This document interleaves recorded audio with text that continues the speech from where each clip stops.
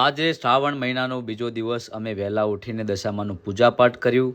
બધા સાથે મળીને દશામાની આરતી કરી, કારણ કે અમારા ઘરે દશામાના વ્રત લીધેલા છે બધાએ. તમારા ઘરે દશામાના વ્રત લીધા હોય તો કોમેન્ટમાં જય દશામાં લખવાનું ભૂલતા નહીં. અને જેણે જેણે વ્રત લીધા છે એ તો કોમેન્ટમાં જય દશામાં લખજો.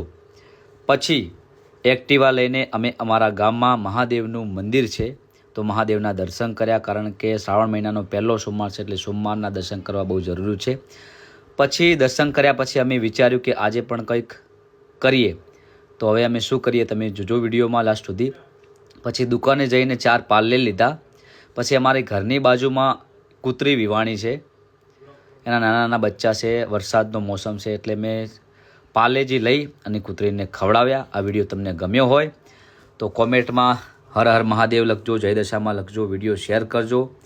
અને દરરોજ આવા વિડીયો અવારનવાર આવતા રહેશે. બધા મિત્રોને હર હર મહાદેવ.